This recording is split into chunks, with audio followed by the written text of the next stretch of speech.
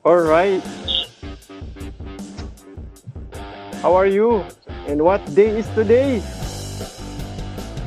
It's actually almost New Year. Today is December 27, 2022, and we just had a live stream last night, kahapon. Hindi, kaninang madaling araw, early in the morning at dawn.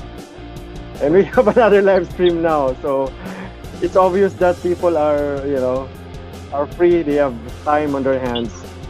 What are we going to talk about for today?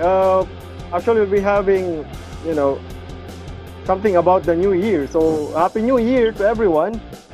We will be having a prognosis for 2023, and we have our friend here, a member of our gang, our resident Neo-Bailan, Neo Shaman Bong de la Torre.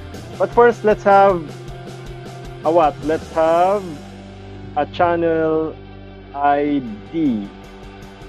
Nagkakaroon na naman ng pagtaas ng COVID-19 cases dito sa Pilipinas.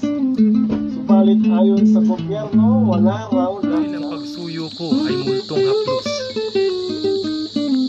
Huli na akong lumampi ng 1,000 taon.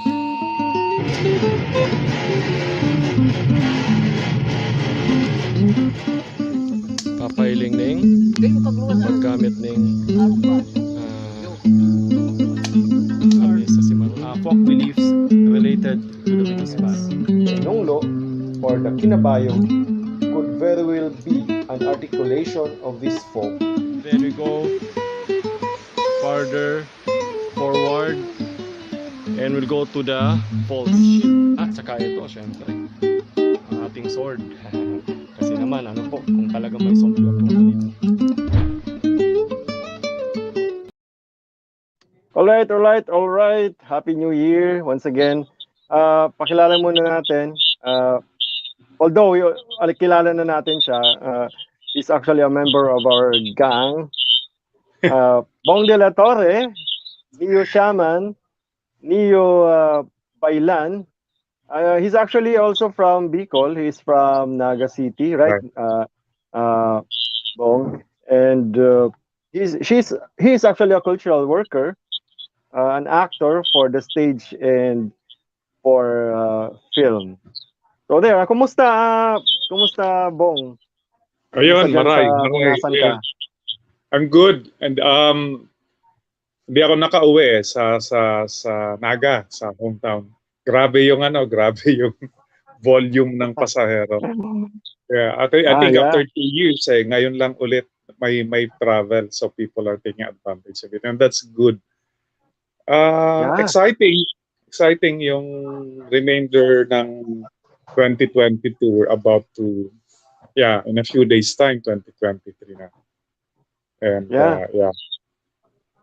that's why, yun nga yung topic natin for this session. Well, guys, soon we'll have the repeat, or we'll have the second segment for the Agimat anting-anting episodes. It will be on Agimat narratives, Agimat/anting-anting narratives. So yun ang magiging flow next time. Any new project nga pala, Bong? Kumusta nga? Anong mga project mo ngayon? Exciting dito sa pumunta sa... Yeah. Well, thank you for asking. Exciting dito sa National Capital Region kasi may bagong creative energy sa culture and arts, particularly sa theater. Ang daming grupo nagkikita-kita ulit. Tapos nagkakaroon ng rearticulation. Parang yun. Tapos parang ang bagong din ngayon, I think with you, Jason, I think represents parang ang bagong genre ngayon din, bagong energy din in the culture and arts is yung combination, parang hyphenated artists. So the people that I'm working with right now are poets, visual artists, filmmakers, all in one. Tapos ang lakas ng awareness, ng consciousness na it's time to like really explore new ways of connecting and collaborating with each other. And I think that is the consciousness or the awareness that is emerging in the whole of humanity and the whole planet. And I would like to take off from that platform now. It looks like the old paradigms, the old ways of looking at the world, of Mm. analyzing the world, dahil na nag-uubra. Nag-iba na eh. Nag-iba na yung mundo eh. Also because of technology. And I'm not totally comfortable with giving a label on myself. So the Neo-Bailan, Neo Shaman is just a label. Um, at the end of the day, the most important um, projections or predictions are the ones that will tell a story of survival. Paano na tayo? Yeah. Paano na tayo? Ano na yung tao? And that's why conscious ako na gamitin yung term na prognosis instead of Yun. prediction. Ang prediction parang bolang kristal, mystical, poknat. That's good entertainment. Well, I'm not saying that the seers, what do you call them? The mga manghuhula out there are totally useless. Not at all. 50% of that is 50, 55 or 60, it's an arbitrary figure, is good as entertainment. Yeah. So Yeah. so there you go. I mean, I would just like to give an overall overview of the emerging patterns. Na kung Yeah. maganda yung analysis mo, makikita mo naman makikita mo sa current trends kung saan tayo papunta. But the thing is, reality does not proceed in a linear manner. Yes. Minsan liliko yan, minsan gaganon yan. Depende, ang daming factors. Yeah, I think I'm trying to set a context. I'm not sure if it's just my little attempt of trying to Yeah. bring in and integrate intuition and science and logic. My conceit is, well, I'm an actor. I just might be acting, but I wanted to come from a good scenario, a good script. My conceit is my intuition has logic. So, mas magandang tawagin ng Yeah. spiritual science.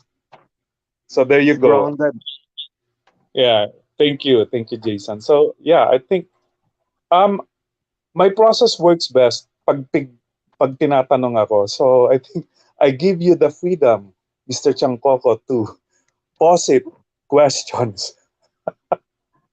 Well, apparently it's time to, proceed to our Okay. so-called prognosis for the for next year, 2023.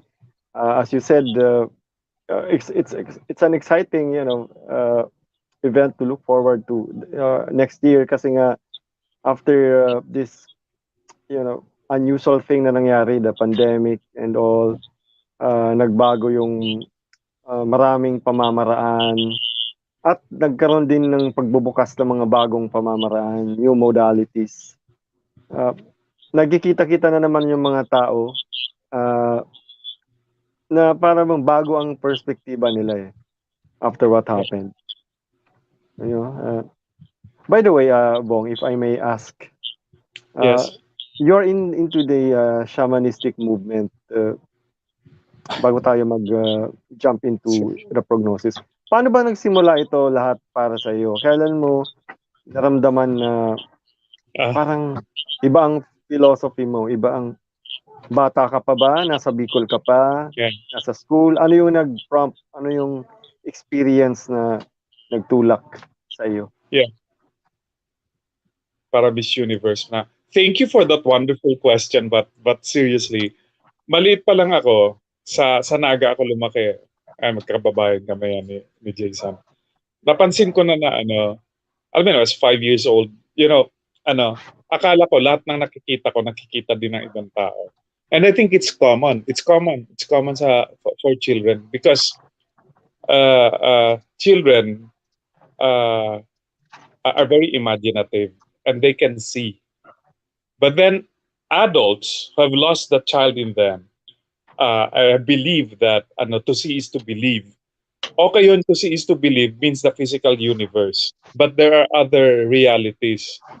So there is the physical universe, the imaginal universe. The imaginal Yeah. universe, what you see in the imaginal universe are imaginary objects. The imaginary objects in the imaginal universe as real in as the physical objects in the physical universe. So having said that, yeah, uh, Sabi nga maliit ni pa lang ano, ako, ganon. sabi ni Jimmy Tapos, Abad, may I ano konti. yes What please. is most imagined is what is most real. Sabi ni poet Himino Abad, Jimino Abad. Yun lang. Yes, absolutely. And Mr. Abad was just recently proclaimed as a national artist. Ipa-plug ko na rin yon.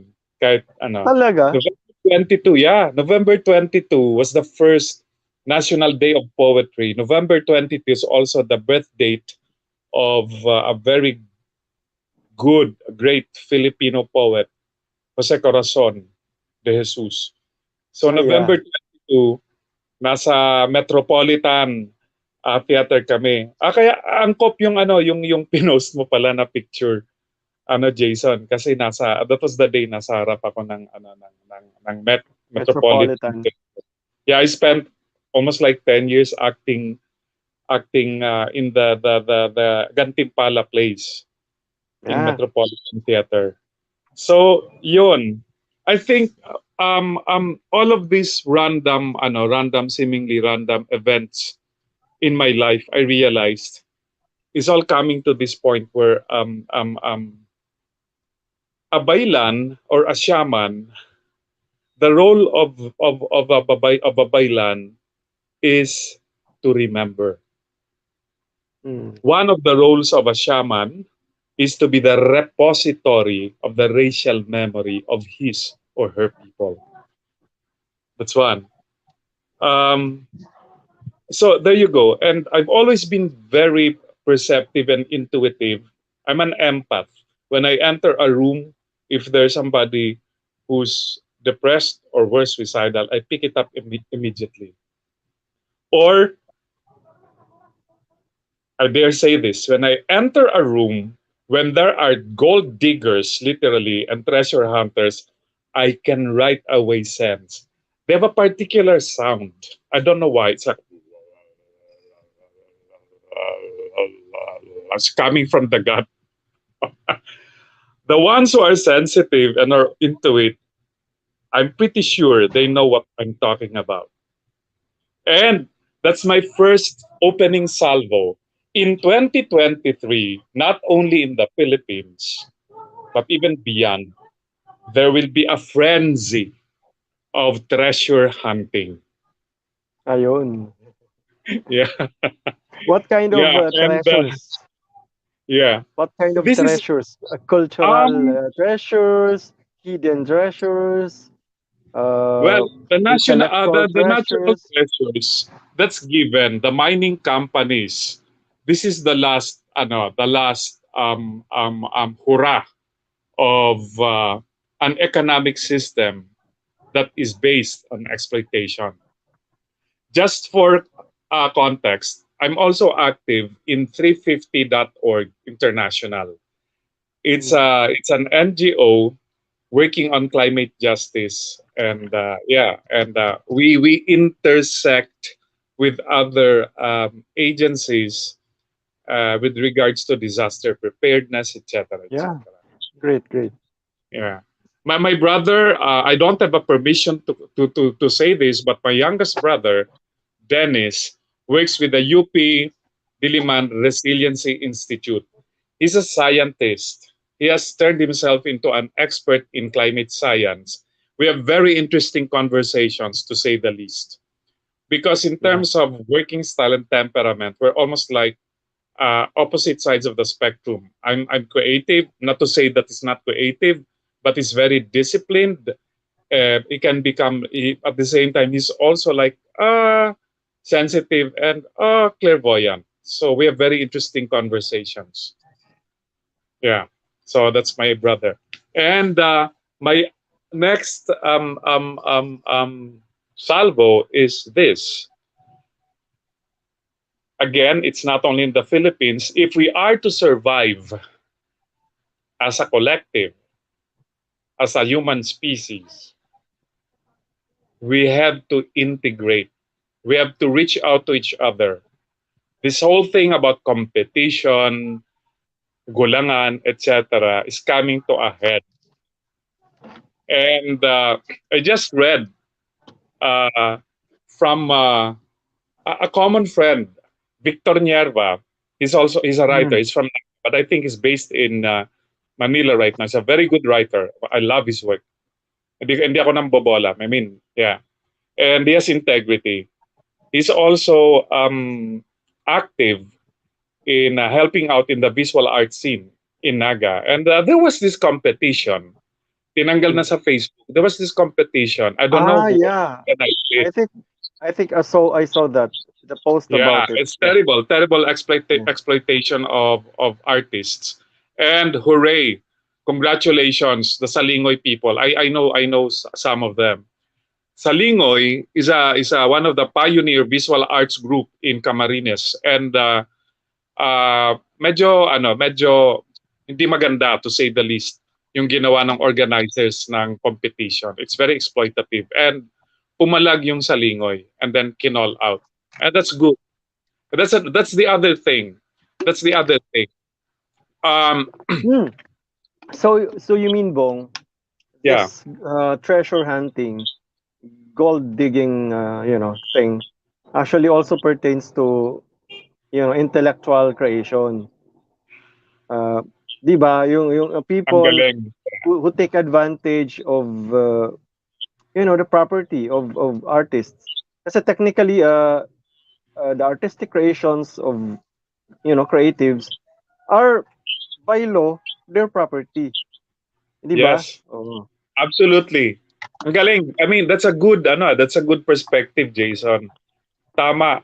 Kasi alam nyo, ang mga ano kasi, ang mga minsan mga artists, mga poet, parang bokasyon kung tutuusin Tapos especially the young artists, well even the old artists, older poets, they're easily exploitable.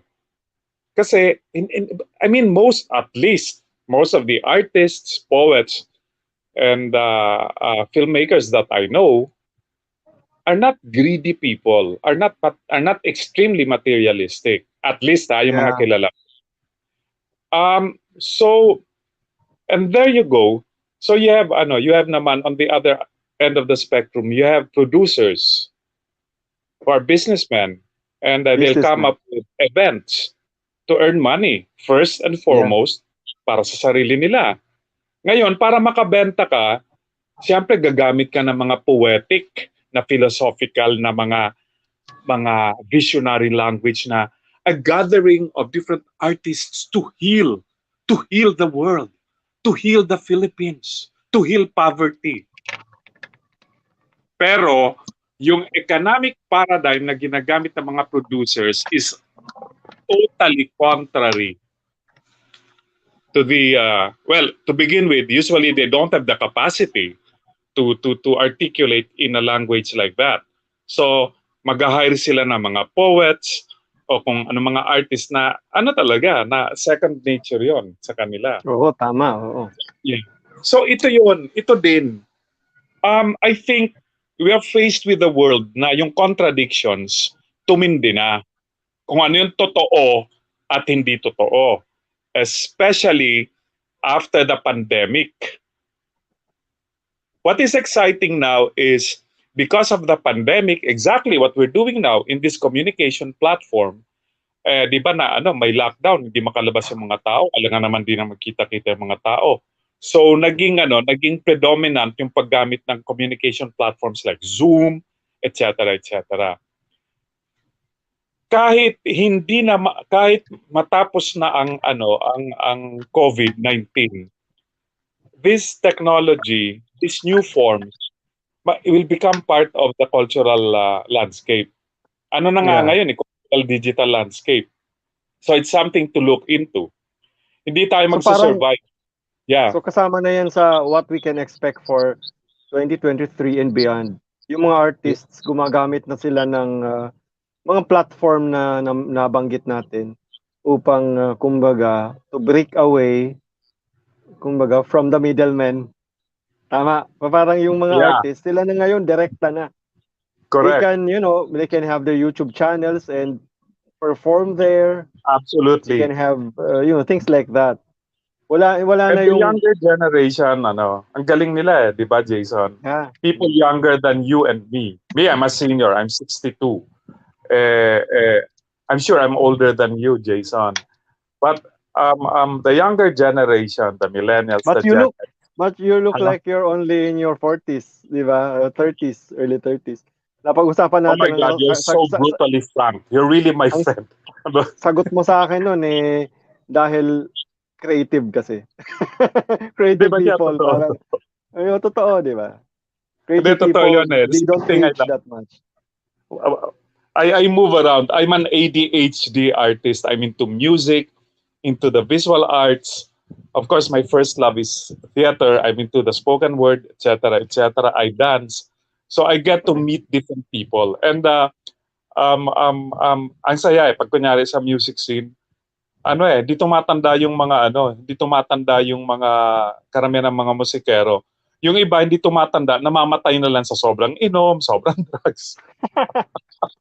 It's true. Okay, rock and roll. Rock and roll masyado. But seriously, so there you go. As my friend Joey Ayala said, 15 years ago when we were trying to set up this Quezon City Council for the Culture and the Arts, sa hinaba-haba ng mga kung ano pinag-uusapan, ng mga kung ano philosophy sa art, mga highfalutin whatever. The end of the day, sabi niya, Bong, isa lang, nakalimutan ng mga tao na mag-party ng masaya at maayos. Yun lang ibabalik natin. That's an oversimplification, but it makes sense. So having said that, because of this, we have coped. Most of us, well, the ones that have not coped with the virus are dead. A lot of people died. Again, I will not even talk about this whole controversy about whether the pandemic is artificial or not. But definitely, this is my take. Um, because of the pandemic, because of the medical intervention that they had to do, a lot of people benefited. May mga yumaman. And yeah. If love is universal, greed is also universal. Sad to say.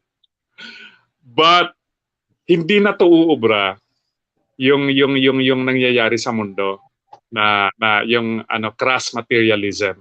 It's coming to a head. It's coming to a head. Not to say that pag 2023 in the next 3, 4 years, 5 years or decade or so mawawipe out, mawawala yung may bagong mundong lilitaw.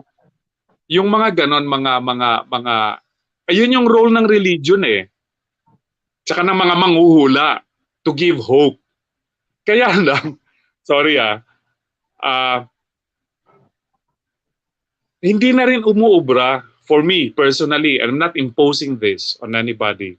Na parang pag may nakakarinig ako, yung fatalistic na masyadong magical at fatalistic na masyadong mindset na halan, kanina lang may kaibigan akong artist, linoko siya, di ko nasasabihin kung sino. Naloko siya ng 600,000. Tapos ba't ano nangyari? Basta ganito, so many details. Tapos sabi ko, why don't you sue? Idemanda mo yung hayop na yun. Sabi niya, hindi, may karma. Ay, hindi. Tapos bahala na ang Diyos. Pag gano'n kasi, hindi natutulog ang Diyos. Sa ulul, tulog na tulog nga ang Diyos kung naniniwala ka sa Diyos, ako naniniwala ako na yung Diyos na tinuro sa atin, iba yung priorities, nasa ibang mundo. Hindi niya tayo priority. Well, that's just me. And I can afford to say that to my my former classmates from the seminary. Pag kami-kami lang. Pero nagagalit sila pag may ibang nakikinig. Sabi niya, Edwin, Edwin ako, De La Torre, wag ka naman ganyan. Tapos nagtataka ako eh. Again, I will not mention names because they're pretty known in in Naga. When a few years ago we had a reunion. Ang gusto ko pag nakikita ko yung mga kaibigan ko mga pare, tsaka lang ako nakakainom ng pinakamamahal na mga alak, mga Alak. Jack Daniels, Chivas Regal, ganon. Kasi ano sila, may nagbibigay sa kanilang alak. And then we had a reunion. Siyempre ako hindi ako natuloy magpare. Tapos sabi nila, we started talking about this. And then nagulat ako, nagiinuman kami. Sabi niya, De La Torre, pwedeng wag tayo mag-usap ng spiritual. Nagulat ako. Sabi ko, kayo yung pare, tapos ayaw yung pag-usapan yung spiritual. Ano ba kayo? Until, lumuwi ako, I was laughing, until I realized, no, they want to talk about spirituality in their own terms. Ako, makapalang mo ako kasi, I'm very spontaneous. But my patakaran is I will not give you advice, especially when it comes to spirituality. I will only give advice if it comes from the blood, sweat, and tears of my own journey. You want a theoretical take on life? Don't talk to me. And when people ask me about stuff, I don't think. I listen to the question briefly, and then I open my eyes, open my mouth, and then the first thing comes to mind. So I'm proud, Mr. Champoko. This is the first time that I'm going to proclaim in a semi-public space that I am stepping fully into my role as a Neo Shaman. Yeah. It took Kasi me 2 dati, decades. I have a lot of issues about what I really dati am. ayaw mong magpa-label noon eh. Up to now, naasiwa ako kasi, yun. I mean, in 2009, pinagtulong-tulungan ako dito sa Manila ng mga bobo kong dating kaibigan. nasa Theosophical Society na ang daming theories about ano-ano. Tapos ano ba yung sabi? Ako daw I'm the spawn of Satan. Ang pinakamaganda ako daw yung Antichrist. Sabi ko, mga yan mga nagpa-heal ganon. Tapos ang daming tanong. Tapos at a certain point, it's consistent. It's not just the Theosophists. It's also my friends from the Ananda Marga, from all different religions. Ang hindi ko lang sinausawan mga satanista. Kasi I'm a very open person, and then I know what it feels. Alam ko yung pakiramdam na naghahanap ka ng katotohanan tapos hindi mo makita. Magsi-suicide ka. There was a time sabi ko, wala naman natang kahulugan ng buhay eh. Pag nalaman kong walang kahulugan ng buhay, papakamatay ako, pero papatayin ko muna yung mga kaaway ko. I'm half joking. I might still do that.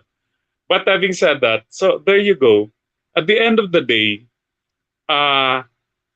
in this time and age, is the whole paradigm of shepherding na may isa lang tagapangalaga ng mga tupa na magsasalba sa mga tupa, o yung from the other wisdom traditions, Buddhism, Hinduism, a guru, a singular guru that will digest spiritual food for you, tapos lululunin mo na lang pag sinukan nila. That doesn't work anymore.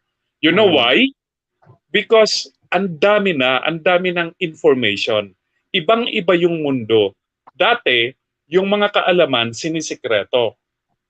And yung mga sikreto na yan is a power dynamic, is a power structure. Mantakin mo yon. Yeah. Mantakin mo yung kunyari, wow, fair ako when I bash, pag pinon ako yung dogma, fair ako. May dogmatic din yung Buddhism. It's not just the Christians who are extremely dogmatic. Meron ng bagong ngayon, paradigm, yung mga New Age.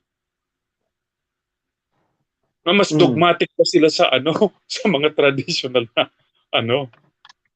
I think that's a built-in that's a built-in trap of the human psyche. Na Kaya si ano si Jaime Licauco dati, sa mga luma niyang sinulat, allergic daw siya sa mga guru. yeah, that makes Allergic, sense. That makes sense. sabi niya. Yeah. Ano Well, daw thank you for that. self-absorbed. Absolutely. Very ironic daw na New Age meditation and all that. Actually, technically, it's a way for people to have their own spirituality, di ba? Tapos, Yes. you have this guru, tapos he's gonna tell Yeah. you, how But at the to same time, yeah, be well, thank you for spiritual. mentioning, Jimmy Licauco, Jason. I met him about 2009. Because at that time, I went through a phase which I didn't like. I didn't really like that. It lasted for several months.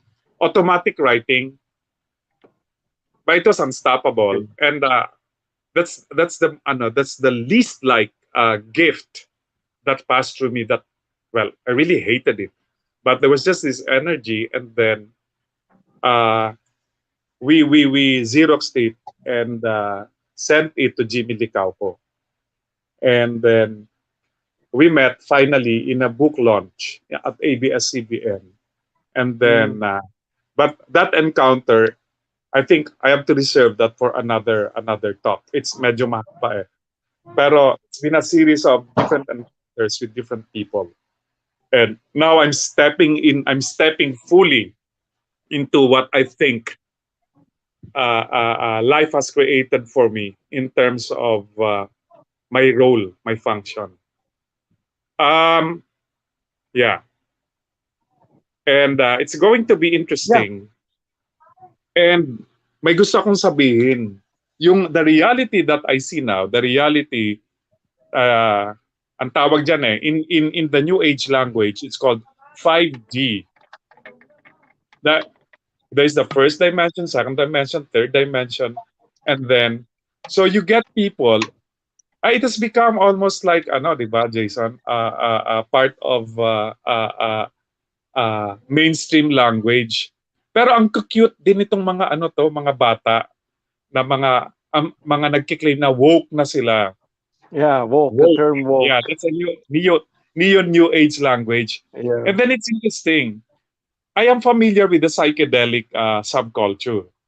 yeah. Yeah. I will not. I have tried it. The only Yeah, thing that I don't like is synthetic drugs. Because I'm an environmentalist. I'm into an organic lifestyle. So if I'm going to, and well, I have to qualify.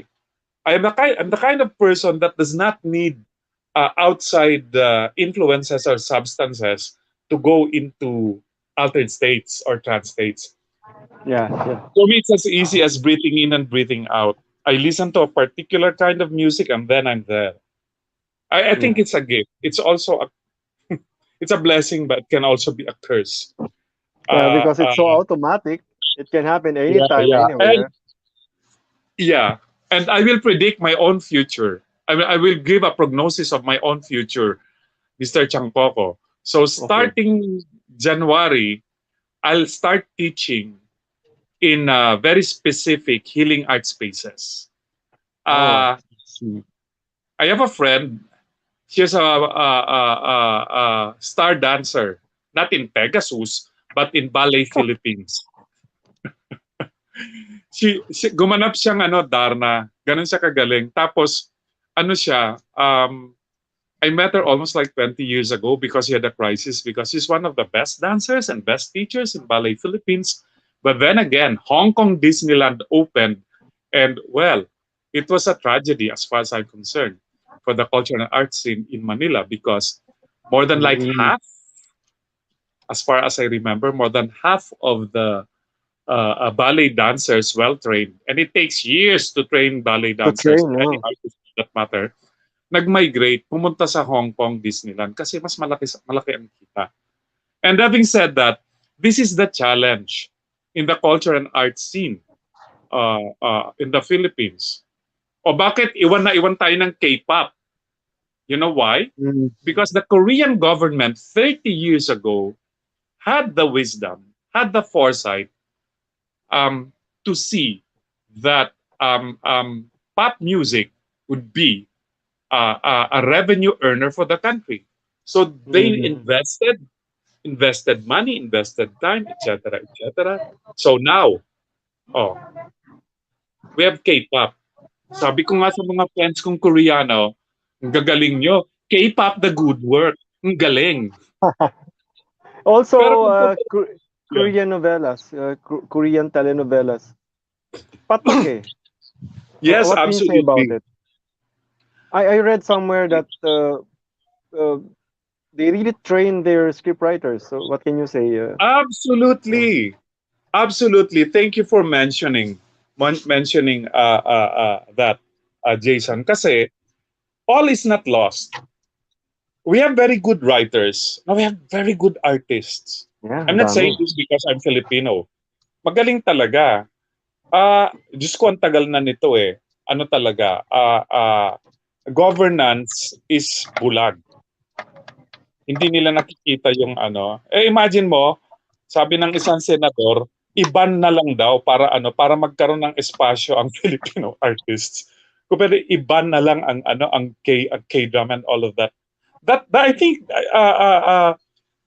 insights like that kulang sa intelligence, to be kind about it. But having said that, I haven't seen this, but yung mga kaibigan kong ano, writers, artist friends nasa industriya, sabi niya, Bong, ang ganda ng nangyayari sa TV. Meron ng ano, yung Ibarra, yung deconstruction ng ano, mga nobela ni Mm, Rizal. mm. And it's very popular. I think, yeah, that's good.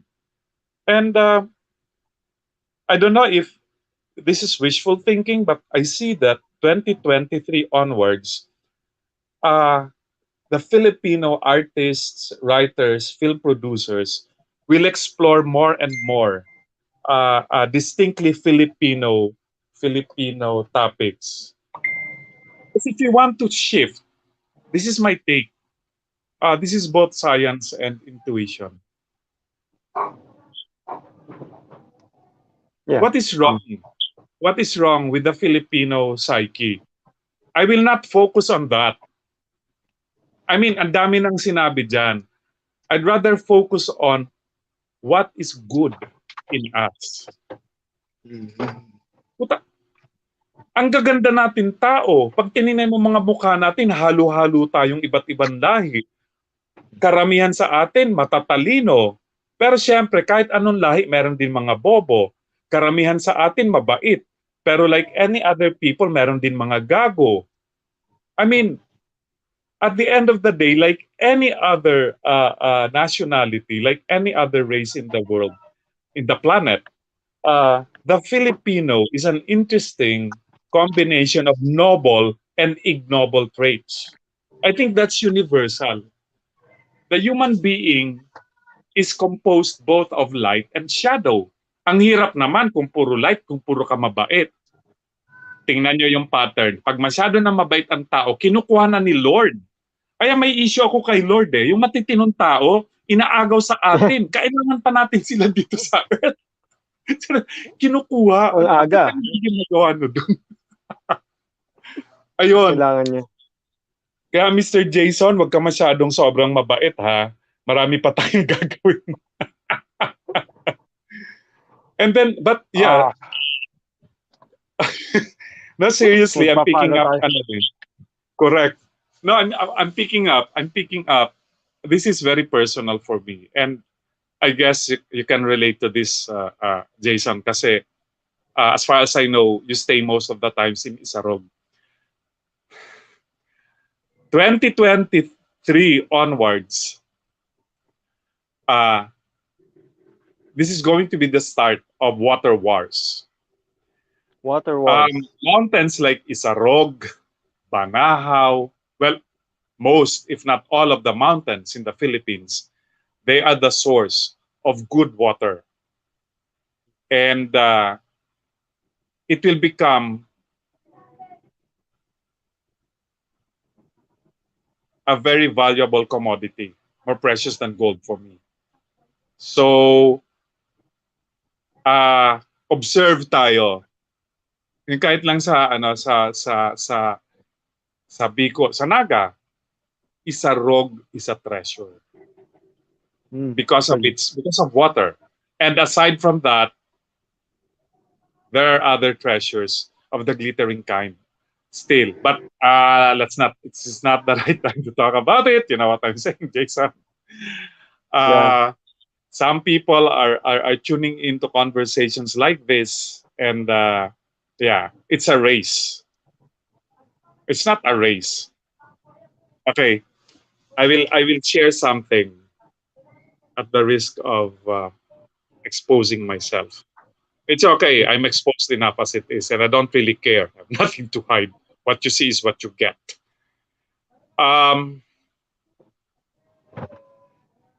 there are treasures, especially coming from World War II, but Mhm. there's an energy connected to that. It's a curse. I mean this. I mean this literally. But the curse is also a blessing. The curse is some kind of protection because there are certain treasures that's intended to benefit the most number of people. Now, as to if this is uh, uh, uh, literal or a metaphor, I leave that to everybody else's discernment. But you know, Jose Rizal was very intuitive. Um, in fact, in some esoteric circles, they see Jose Rizal as coming from, I'm sorry, I have to use a jargon, coming from into Sanskrit wisdom tradition, coming from, he's a crossover, according to this perspective, that people like Jose Rizal come from the Devacanic uh, uh, line. The Devas are like messengers, angels. And according to this wisdom tradition, they have the capacity to enter the realm of human incarnation. And then when they become humans, they become like Michelangelo, they become like scientists or poets. And the role of these people is to raise the consciousness. Oh yeah. And yeah, To it makes become sense. the It's not antithesis to the yeah, other, parang Hegelian dialectics, parang to push forward human civilization, no? yes. Yeah, beautiful. Thank you for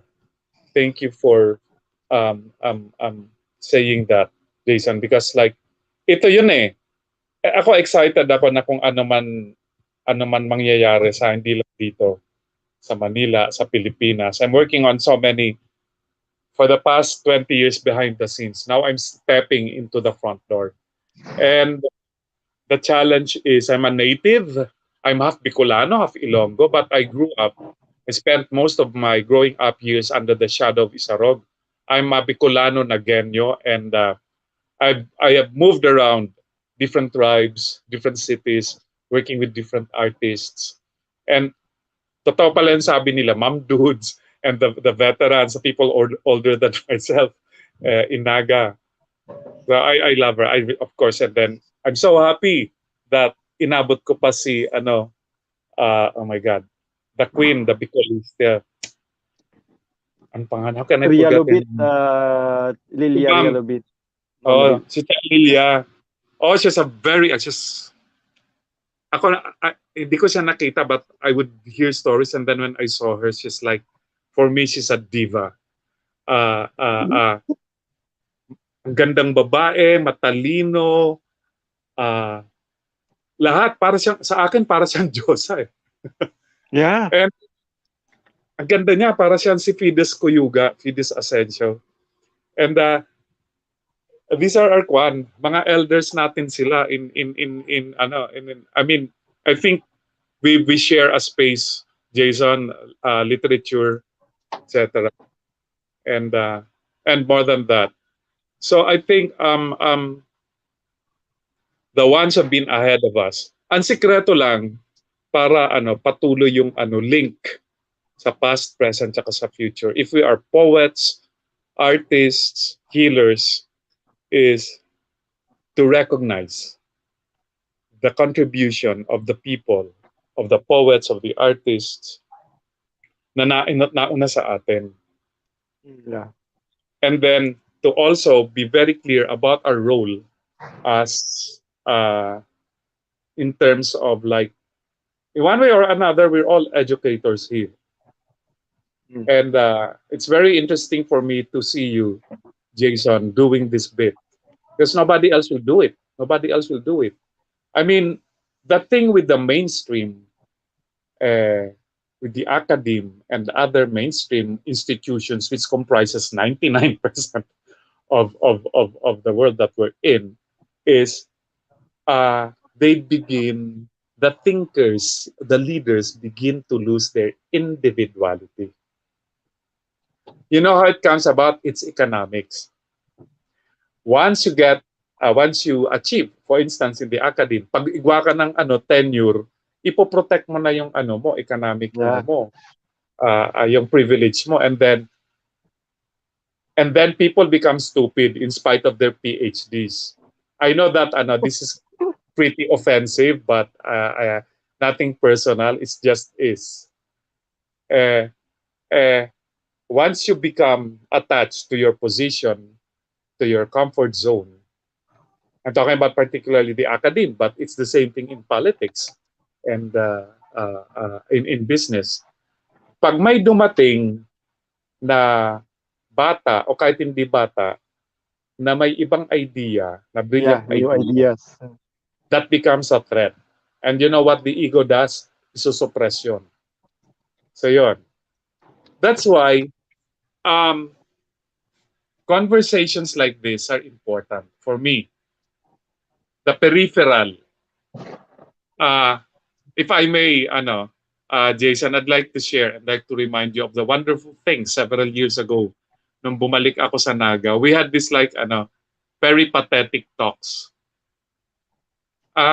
This is an old practice in the Greek and Roman times dati. Yung dialogic yung pag-uusap, usually sa philosophy.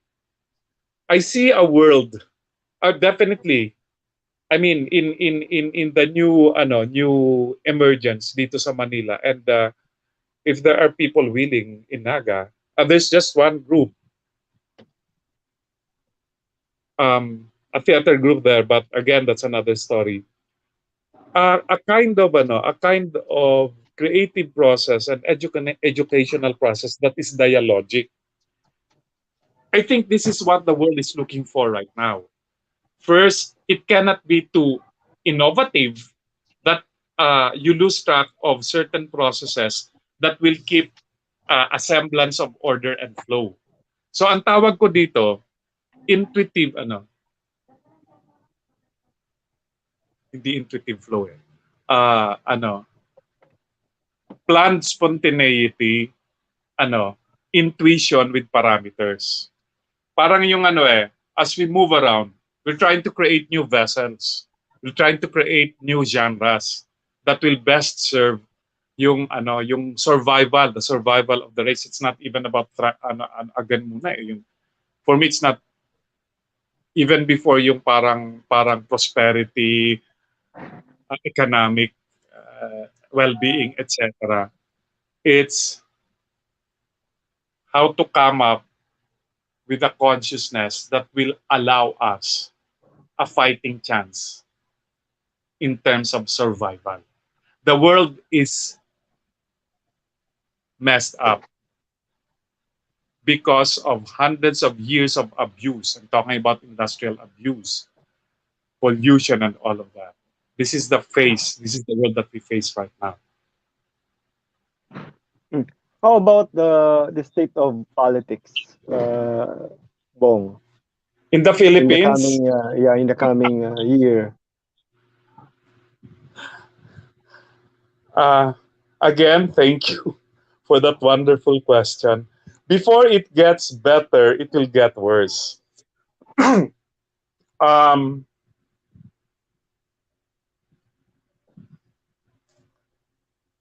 we have retrogressed Kung sa Bicol na nagro-ro kita. Nagro-ro. And the extent of corruption is unimaginable. Again, there's a new factor. Because of technology, I'm talking about fake news. And it's really sad.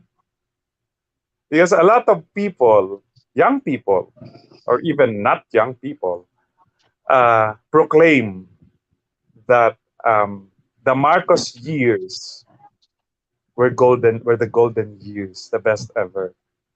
Ako tiningnan ko, this mindset did not come about overnight. This is curated, and this is why there is a need for proper storytelling in the culture and art scene. There is a Marcos Foundation, I found out, right after 1986. They have resources eh. Isa sa major function nila is to review the different textbooks in the Philippine educational system. And when they see that there's even one least disparaging remark about the Marcos years, ididemanda nila yung author. So it was calculated. That's why, yeah, I will not even discuss if there was cheating or not. Maybe there was no cheating. Most likely, a lot of people really voted for Bongbong Marcos. My leftist friends will not like what I'm saying, but mukhang marami talagang bumoto kay Bongbong Marcos. Again, for me, that is why there really is a need to strengthen the cultural space. Anong pangkontra sa kasinungalingan? Di katotohanan.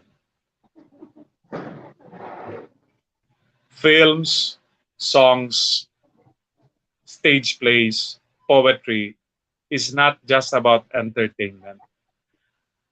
Yeah. Sabi nga ni Frank Rivera, kasi na-shock din ako. We had a meeting. Frank Rivera is my mentor, very good poet. Ano yan eh, sumusuka, tumatae yan ng poetry. Ang dami ng ano yon.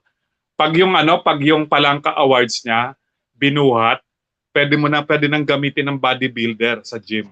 But at any rate, is still very dynamic. And well, he's my mentor. And then we had a lunch meeting together with other artists from PETA several months ago. And then I was shocked. Nag-roll call siya ng mga dating dumaan sa PETA na ngayon because PETA is supposed to be it's a progressive theater company. Dami nga aktivista dyan eh.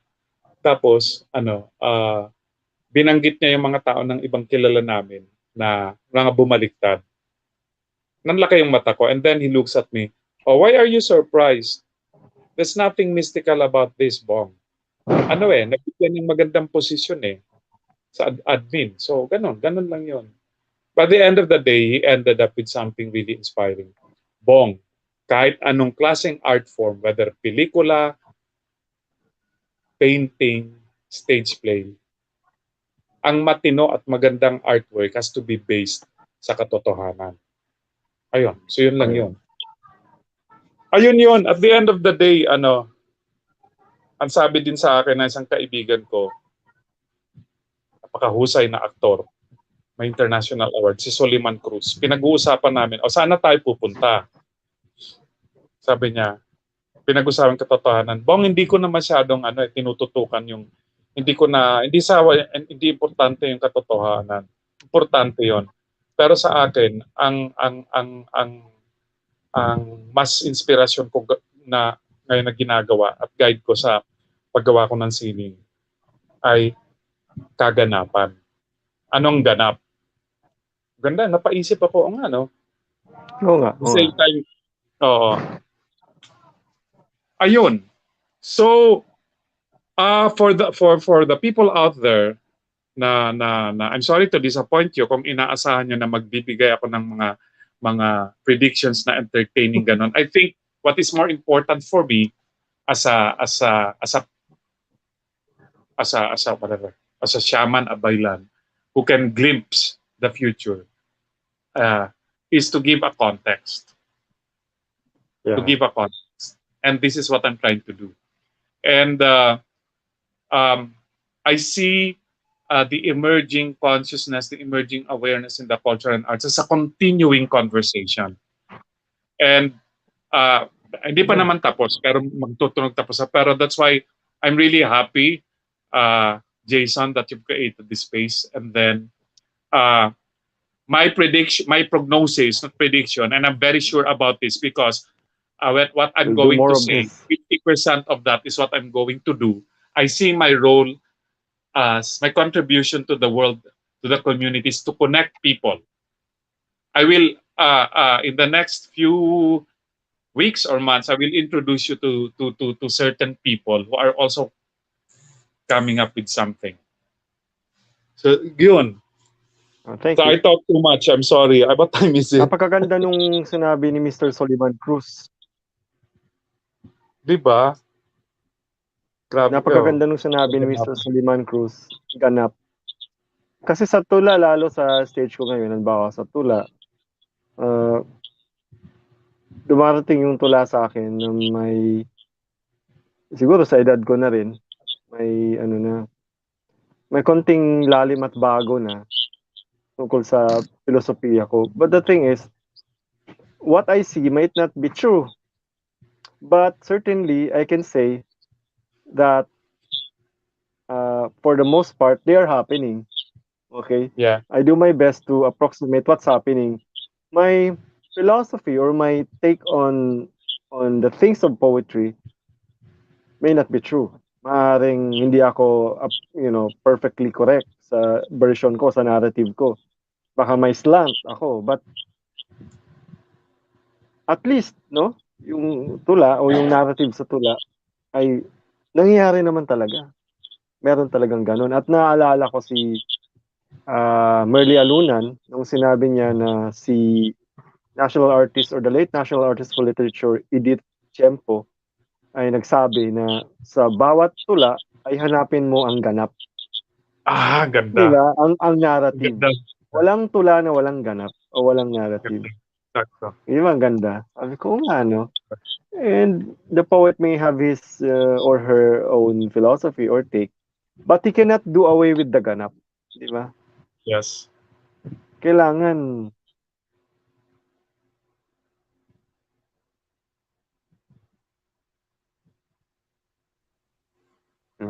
relatable. Correct. Putol tayo. By the way, andito si Giovanni Buen nagtatanong kung kailan yung part 2 natin. Oo nga. Kailan nga ba? After New Year na ba? Kayo? Pero,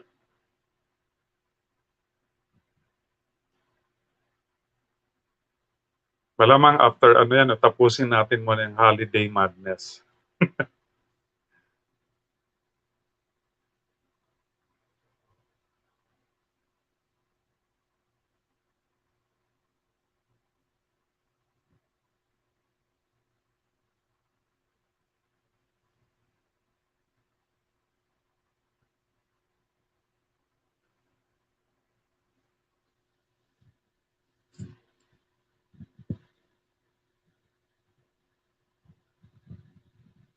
Okay. I think Okay. there was a kind of a glitch in our... Sige, yeah, it's almost... it's 1 hour. It's 59 plus 20. Yeah. Naputol tayo, no? Naputol ba? Yeah, Kasi from my end, I think yeah, nagkaroon ng glitch sa Wi-Fi. Correct. We're back. Yeah. What's the limit? There. Is this 1 hour? Isang oras ba ito? Hindi. Wala siyang 1 hour. 1 hour or so. Okay. Parang but galang din din. Ako na-appreciate ko yung yung conversation. Tsaka din eh. It's also a good exercise for me to be put in a space like this kasi I'm obliged to land in my body and to articulate in a coherent, at least from my perspective, in a coherent manner. I know that Well, Jason, my struggle with even with with everybody, almost everybody in the art scene, or even normal people, is uh, I'm a little bit difficult to understand, to say the least, because my mind works like this. And when I talk to people, I have ongoing different conversations. And so when you mention multidimensionality, to me it's not a concept. I can be talking to you, and then there's another entity coming from a parallel dimension trying to come into the conversation. And I realize how strange it might look. Kasi dati, Yeah, already ako for some, nag-filter. Ha? For for the some. uninitiated, yeah. Thank you. Yeah. And that's one thing. That's one thing. I talked to maybe one or two people who are, I will not mention their names because there's a secrecy code. They're high initiates. They're also in fact, isa lang ata ang nakakausap kong ganon. Because the other one was my teacher. He passed away na. And they say the same thing. Uh, hindi lahat, ano, uh, makakaintindi. And this has been my struggle all throughout because I want to share this reality. And uh, uh, people either get scared or get angry. Of course, it's also a factor that I have a very strong personality and I'm an asshole. I have no issue with that. I'm a bitch. I try to be nice, but between being nice and being truthful, speaking the truth takes ascendancy for me. Yeah, Sabi nga, I remember something that I read about being nice. There was this writer who sort of analyzed German society during the time of Adolf Hitler. wow. Yeah. Apparently, many of the Germans were trying to be nice all the time. So technically, sabi nung author nung historical treatise, ay maybe they were just trying to be nice, no? Kaya sumunod sila kay Hitler. Ayaw nilang maging different, ayaw nilang maka-offend, ayaw nila, 'di ba? Very Yeah. contrary actually to how I look at Germans now, 'di ba? They are very brutally frank now, 'di ba? Pero at that time, apparently ganoon. It's being nice is also a kind of a handicap. Sabi nga ng kaibigan natin si Santiago Villafania, sabi niya, "You don't have to be nice." Sabi niya. Why do you always have to be nice? You don't have to. Oo nga Right. naman, it's a wake-up call for everyone. Right. Uh, But you mentioned Nazi Germany. It's very this an I don't know if it's a sidelight or a highlight, but interestingly enough, uh,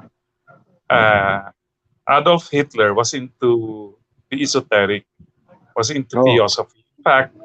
In fact, this is controversial because one of the bases, accordingly, for his pogrom, his idea, his concept of purifying the race, came from Blavatsky's secret doctrine. mm, The secret doctrine is channeled material, but like any other channeled material, the culture and the ego of the channeler, assuming that it's a genuine channeler, will come into play. So there's a lot of at that time hidden racism, and so part of that was like the Aryan pure race, and that became the basis of the decimation, what they call this, the Holocaust, because according to this worldview, the Jews were of an inferior race. But of course, it's mm. also economic because the Jews, they're very good business, they're a very astute Yeah, business. oo. Sa Pinoy, sa karanasan ng Pinoy, yung Chinese. Sa worldwide, Parang it's the parang Jews. gano'n. Oo, parang Yeah. gano'n, no?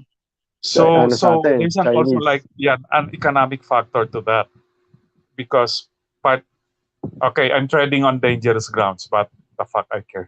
But at any rate, uh, I'm saying this because ano din, there's a lot also of bullshit in the misunderstanding of the theosophical tenets. They're my friends, ha. Uh, yeah, and then in 2009, a few of my theosophist friends who are into anting-anting got Mhm. angry with me because sabi niya, bakit ikaw you keep talking about the Divine Mother and Mother Earth? Wala kang respeto sa dakilang ama. Mamamatay ka. Ang yabang-yabang mo, papatayin ka namin. Pag hindi ka na hindi ka humingi ng kapatawaran at maglakad ng paluhod, binigyan ako ng taning, mamamatay ka sa ganito. Di sabi ko, edi wow. Of course, yung taning ko came and went and I'm still alive, obviously up to now. They got tired. Sabi na, ano wala akong ginagawa sa inyo. Pero my ultimate, my sweet revenge was, I know what they were up to. They would send me threatening stuff, etc. Tapos may mga kung ano-anong ginagawa silang mga tigalpo ritual. Mm. I feel it. I feel it in the air. Ako lang sa marunong ako umiwas. Mga ninja moves. My ultimate revenge up to now is like, pag magkikita kami, I can approach them and look at them straight in the eye. Oy, kamusta na? Tapos di sila makatingin. Sa loob ko, gago. Ano, you suffer your own stupidity.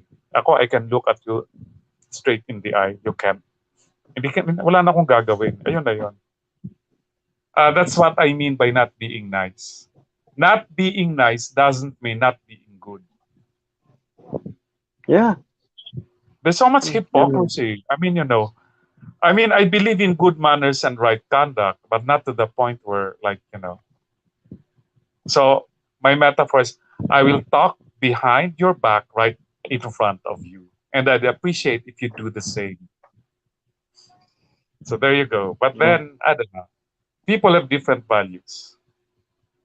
There are certain values, Jason, How that we might about share, but how about international politics? What do you see? I mean, what in do you perceive? international politics, okay, is the war in Ukraine over? It's all Parang, about, it's going to, I'm an optimist, but I'm a realistic optimist. Again, before it gets better, it will get worse. Again, it's economic. America is a war-based economy. When there's a long period of peace, bumabagsak ang ekonomiya ng Amerika because it's war-based. They sell arms and other things. So, yeah. yeah, And the tension also in the Pacific yeah, in theater. I'm talking Pacific about, Theater. Oh. yeah, talking about this part, and we're part of that. Uh, I don't think China needs to come up with a shooting war to invade the Philippines. I'm in Manila right now. I live in Parañaque. There's a lot. I live in a what do you call this? It's called Bayview Tower. And Oh, okay. puro inchik yung mga neighbors namin. And what I I'm think saying also is like, I know that yeah, place. Bayview. Bayview. I know that place. yeah. It's in Alam ko front yan. of Okada. Tapos ang dami, it's build. I mean, looking at Manila Bay, that part, because I can see from I live on the 20th floor, I can see Manila Bay. There's a lot of reclamation, a lot of construction going on. They're going to reclaim a huge part of Manila Bay. And most of the funding, I know, is coming from China, the build, etc. So, what China did to Tibet, they're doing to Manila, to the Philippines. Uh, Offhand, I don't know who was the statistics. Gano'ng karami yung inchik na nasa Manila. Nasabi nila, workers, they're not workers, they're soldiers. I've met them. I can feel, they're soldiers. Of course, they don't wear their uniforms. Pero ganon. Yeah. I don't know. Because the previous, alam ko dati ang tapang ng ang tapang ng fiercely freedom-loving ang Pinoy, alam ko. My bloodline from Bicol, the Madrid bloodline, we have tatlong lolo namin, yung sa Hagbayon, yung resistance. I wonder kung anong may isip nila pag nakita nila na, ayun. Again, Nakita going nila? back to the question, yung global politics, it's going to be messy. Again, I'm in the midst of this chaos and mess is opportunity. We're artists, we're writers, we're poets. It is the imaginative, creative spirit that will allow a better way of looking at the world. Yeah. The transformation of the world It will will be our come game. from the gaze. Hindi yung mga bading ha, G-A-Z-E. Pero yung mga bading may roles din. Binibreak din nila na yung duality, yung paradigm ng masculinity sa femininity. Mabuhay ang mga LBG2QWXYZ elements and etc. etc. And I think seriously, I think this is the world that we're facing with. We're shifting. This is a massive shift. In fact, Jason, we're Yeah. both wordsmiths. I turned the shift into an acronym. So the meaning of shift for me is sensible humans integrating feeling and thinking. So Mm. if you have a Buddhist inclination, I'll change that to sentient humans integrating feeling and thinking. Mm. Um, it's challenging because the natural inclination, our natural programming as human beings is to be herded. I'm talking about group psychology. It's to look for a leader. Maybe that's not working anymore. Maybe that has to be tweaked. Mm.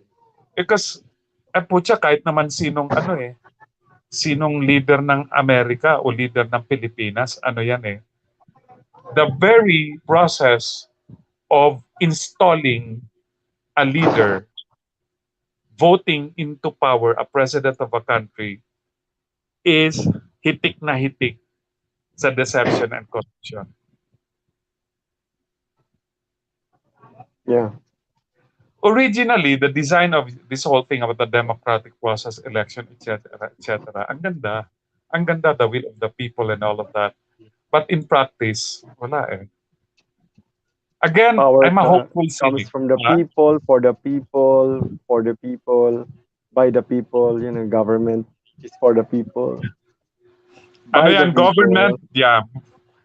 Government by the people. Pero ang spelling ng by, B-U-Y. B-U-Y. For the Di ba? people. Yeah. Again, P-O-O-R. Papobrihin ng tao.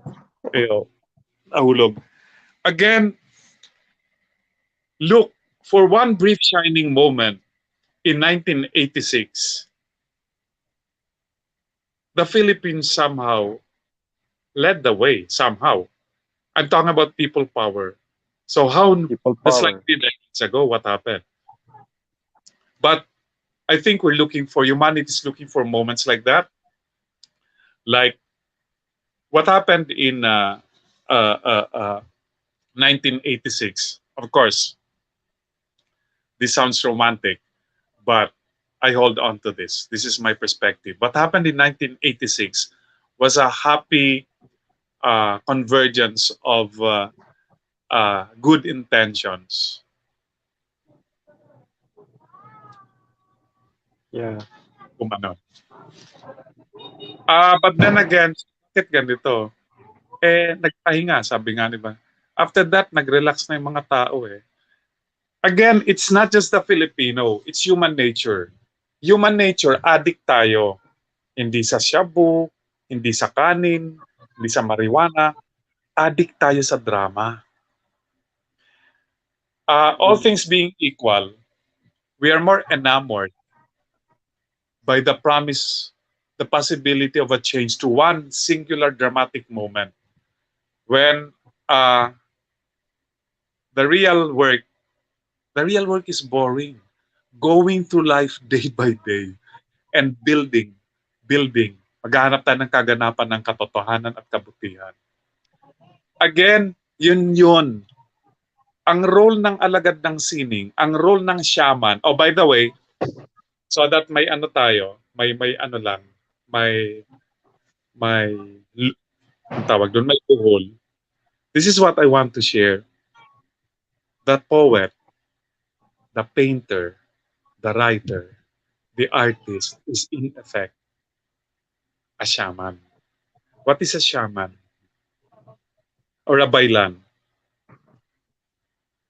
A bailan, a shaman, an avatar is a human being who is aware that he or she is of the spirit also.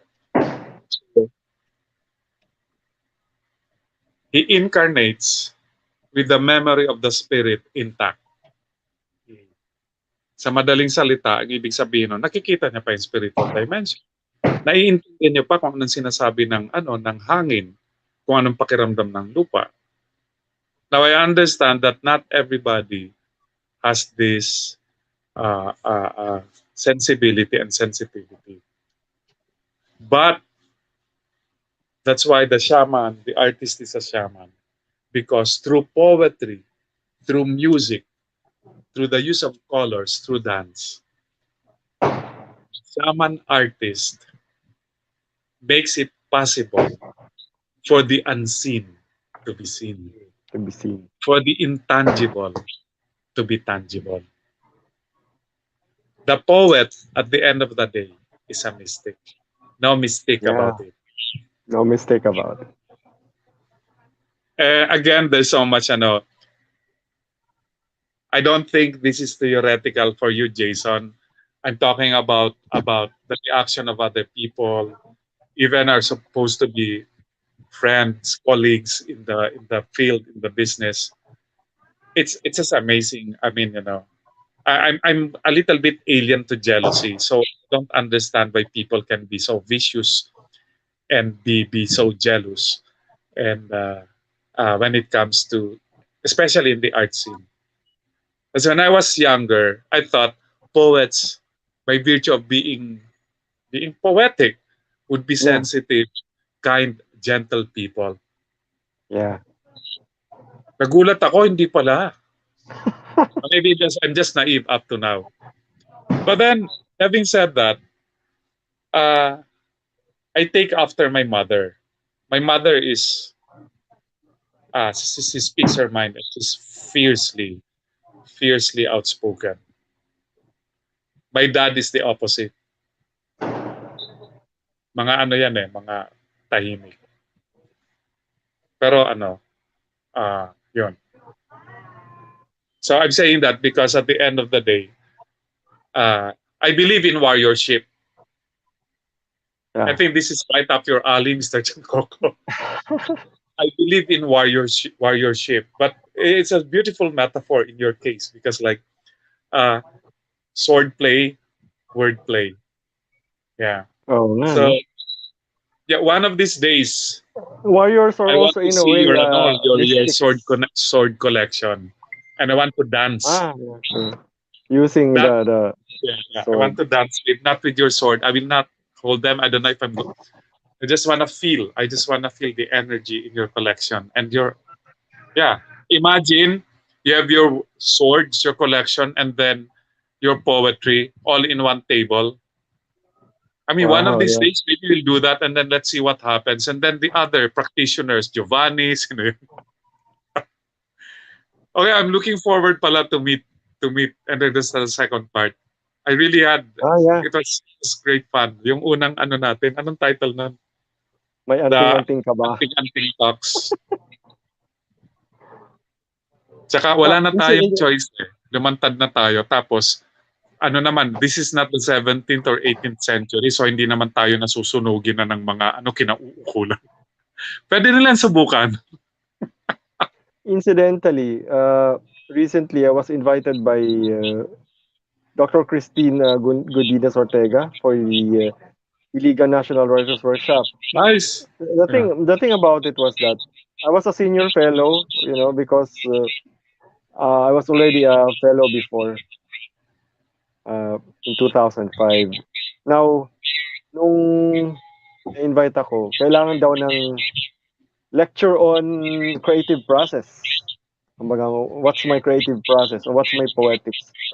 At the time, I was at the farm, so I thought of just making a video to describe my creative process. Not anymore Nice. the lecture type, lecture Nice. type thing. And I Nice. thought of, Yeah. what if I go hiking and while I am hiking, I take footages and I talk about Galing. my creative process. So yun ang ginawa ko. Na-realize ko, mystical pala yung poetic process ko or poetic process itself is mystical pala talaga. Yeah, Especially if you are outdoors. So tama absolutely. yung sabi mo na it's really mystics. Creatives are mystics. Alam mo, ito na yun eh. But thank you for sharing that because itong 2023, may we'll just find a way. Hindi, there is a way. StreamYard, etc. Kasi bubuksan namin yesterday at the last minute. I was supposed to go to Sagada because 15 years in the making. May namit ako na doon, taga roon dito sa isang workshop sa PETA. Nagtayo siya ng parang healing art space. Tapos nandun si Tapati. Pumunta doon, nagbakasyon. Tinawagan ako, Bong, halika dito. Tapos I could feel this very strong energy na pumunta doon. I tried, pero grabe yung traffic. No, kaya sabi ko nga, half day, I was in the PTEX bus terminal, half day. Pumunta na lang muna ako sa Okada. Sabi ko nga, hindi ako nakarating sa Sagada. Next best thing, Okada. But for the first time, I've heard so much about the Dancing Fountain show. Ang ganda rin. I was like, alam mo sa Okada, may parang artificial pond na lake. Tapos may music. Tapos yung dancing fountains. And then, when I was a kid, I'd see something like that in Luneta.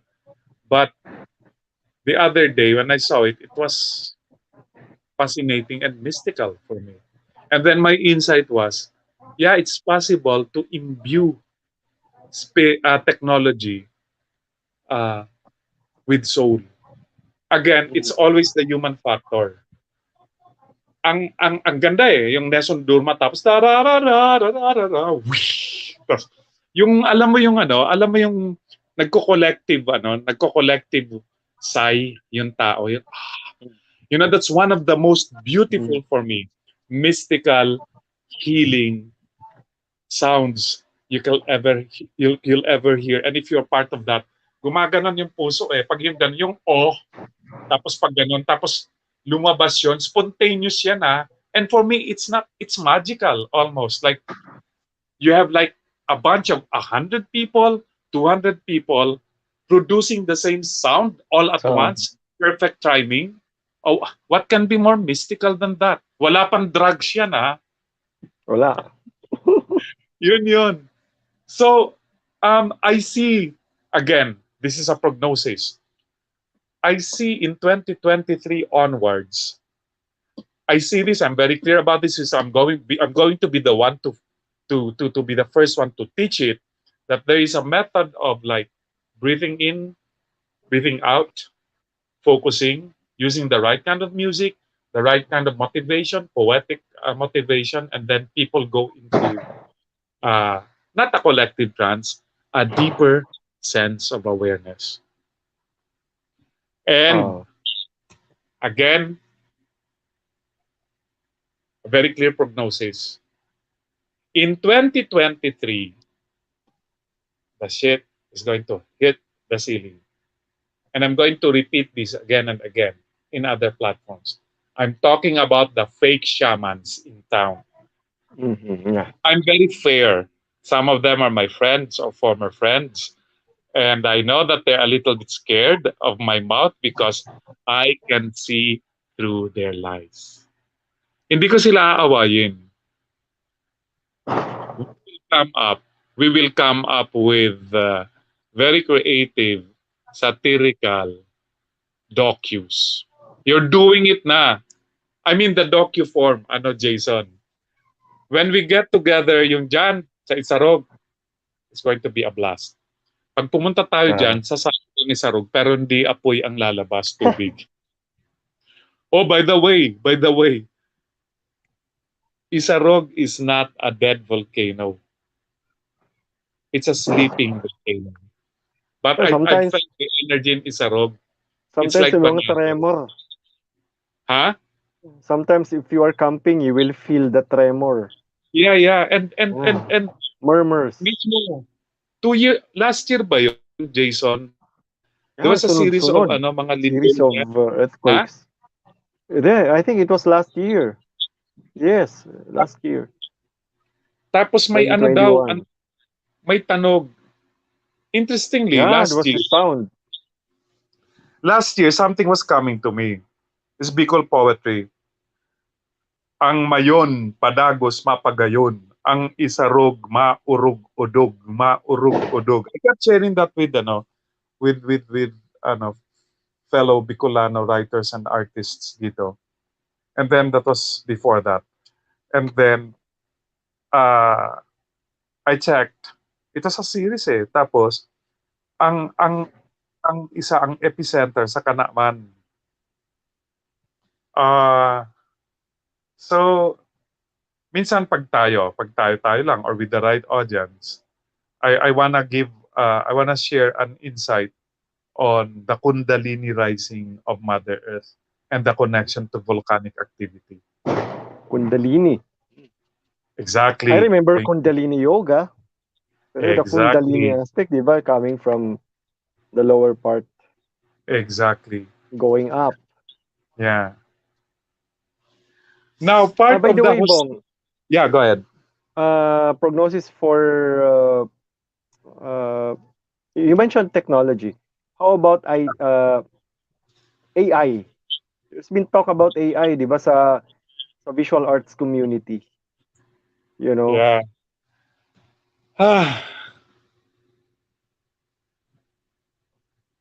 in the coming years. It's here. It's unstoppable. It is part of the terrain. But having said that, for me personally, it's scary and it's alarming. Mm. Kasi Uh, ngayon ano pa, gumagamit pa yung AI ng mga gawa ng mga artists.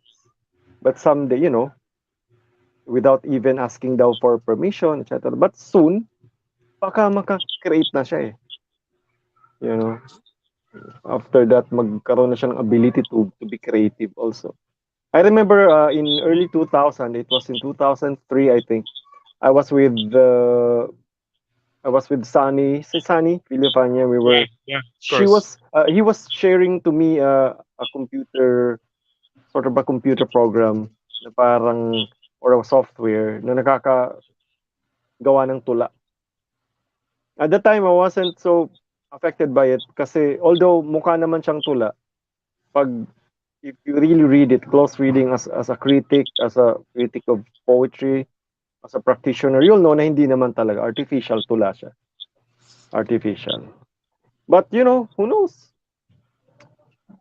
Sabi mo nga, it's possible to imbue technology with soul. And the And thing that's with where, yeah. I've yeah, been, yeah. In my solo moments, I've been not only yeah, thinking about it, but since I have this gift, I go into that reality. I visualize Yeah. myself uh, uh, uh, uh, uh, entering whatever that is, an artificial intelligence. You know what's scary?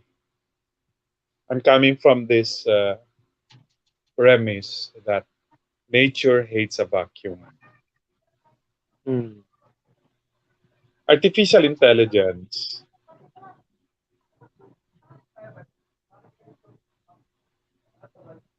can surpass human intelligence in terms of speed of processing information.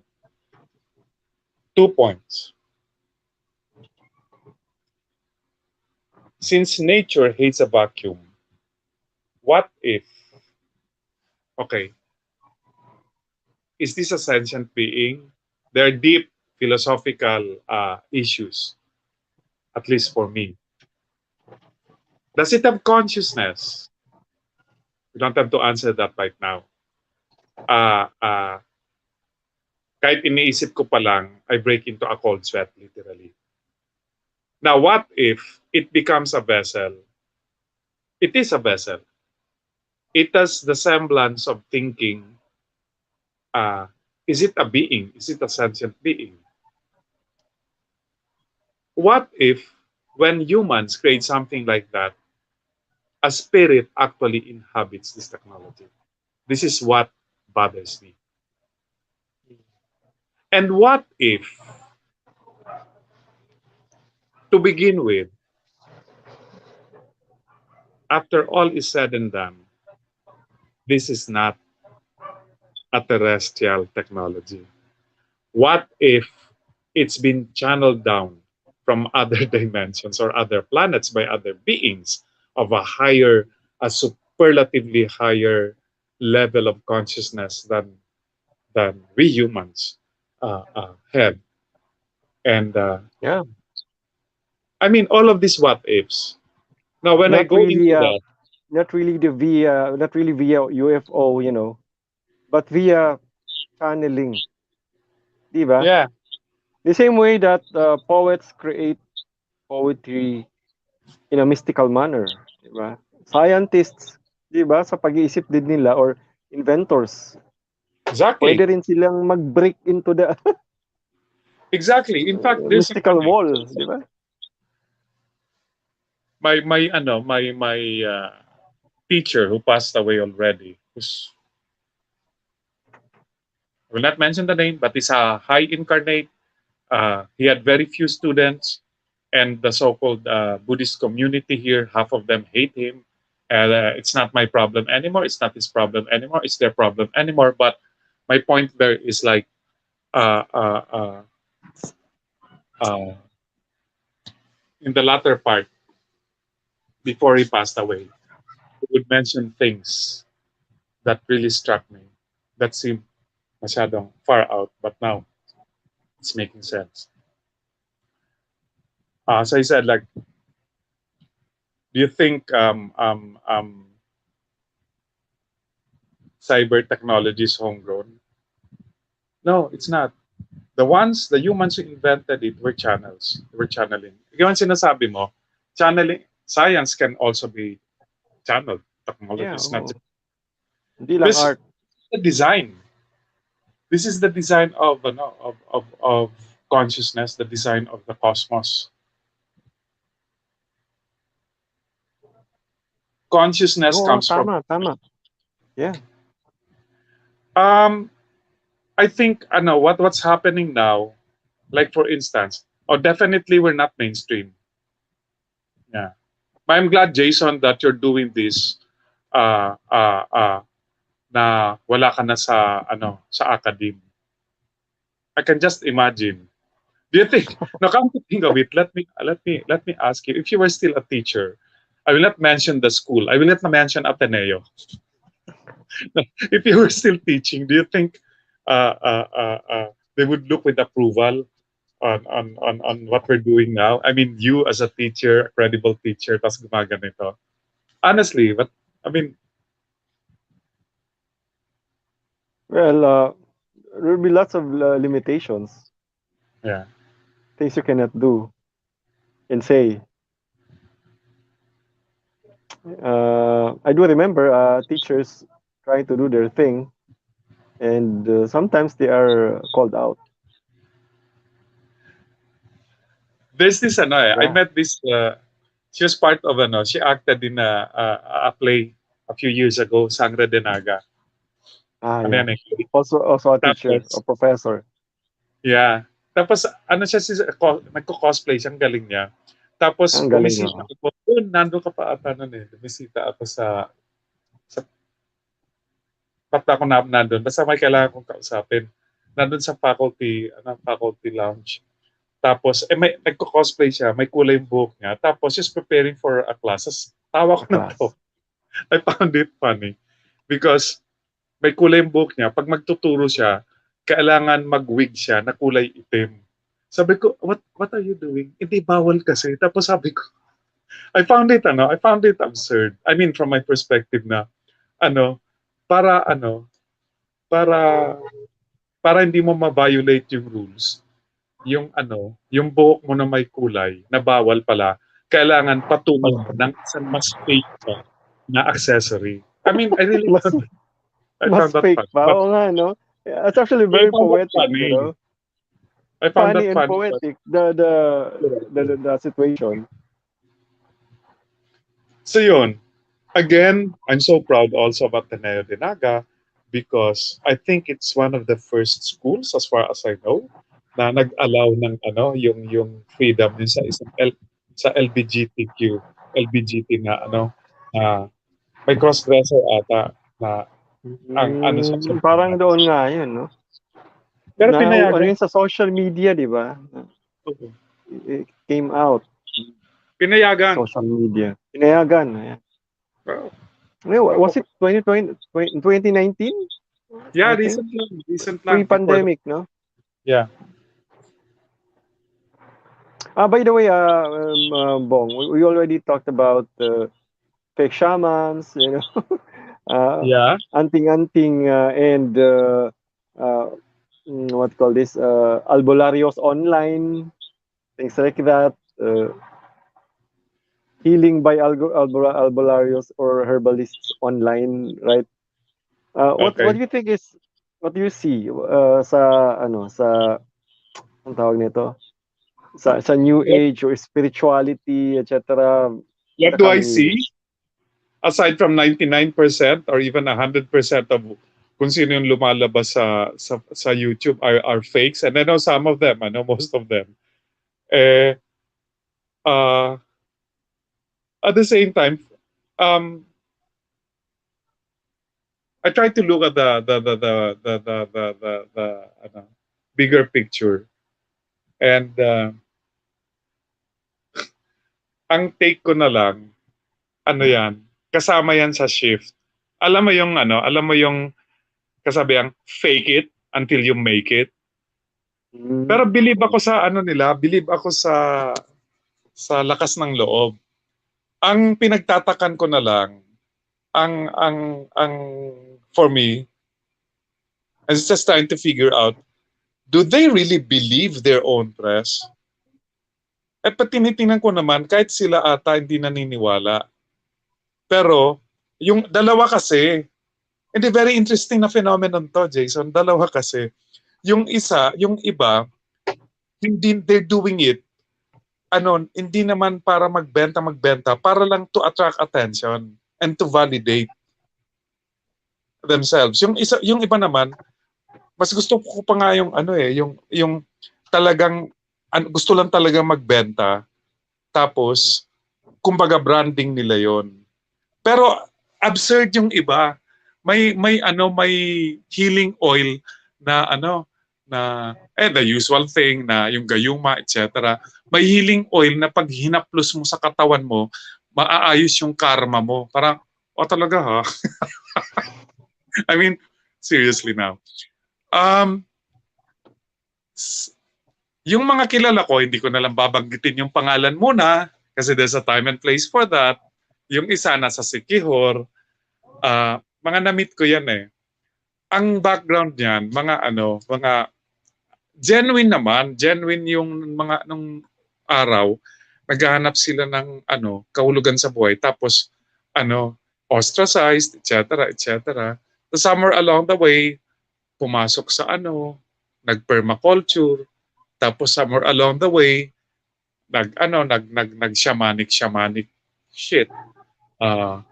Tapos, ang problema, ang technical term niyan, yung ayahuasca, kabute, Yeah. plant medicine shamanic path. Pero, ang problema, again, 99% ng mga purveyors niyan, ginagamit lang yung esoteric ancient wisdom para magbenta. Again, Magkano na ba yung ayahuasca ngayon na session? Di ba? Magkano ba? Anyway, yung isang may cup, no, ay, 7,000 yung isang cup. Okay. Tapos may magandang ang pinakamagandang healing space nasa Tagaytay. I will not mention another farm. Kasi I think I've kaibigan seen ko. it. I think I've seen it. I've seen that farm. Kilala ko yung may-ari. Mga pioneer yan ng New Age. Yung dalawa. In fact, friends ko sila. In fact, they're older than me. So can you imagine they're older than me? They must really, really, really be old. I'm kidding. Baka magalit sa akin. Friends kami. Pero yung in-house shaman niya, tumira sa akin. Again, I will not mention names, but he's supposed to be an Arnis master. Na nung nakita ko siya sa isang meditation sa Tagaytay din. Ay no, Dasmariñas, sorry. Isang 10-day meditation yung Vipassana, which became very popular more than a decade ago. And it's 10 days of silence, blah, blah, blah. I met this person there. And then the first time I saw him, I was also like, at the time, 2007, was exploring this Babaylan lineage, my Babaylan lineage. And I became very sensitive. So when I see people, I saw this guy, immediately sabi ko, may Babaylan bloodline to. He's from Samar. And then, so I got to talk to him at the on. That was also the same time that a friend from Sagada na dapat pupunta, synchronicity, that pupunta ako kahapon, told me about this somebody from Palawan who's a Bailan na may was promoting this inner dance thingy. At that time, before that, for the past 2 years, I gave intuitive healing counseling sessions. At that time, it's spontaneously just coming out of me about an ancient healing dance that will re-emerge. This was from 2003. I started reading 2006. Ganon. So now, it's all converging. Imagine a tapestry of a new consciousness, something old, something new, something borrowed, something blue. But some of the threads that want to be part of this tapestry, some people who proclaim themselves as healers, as shamans, as ayahuasca, whatever,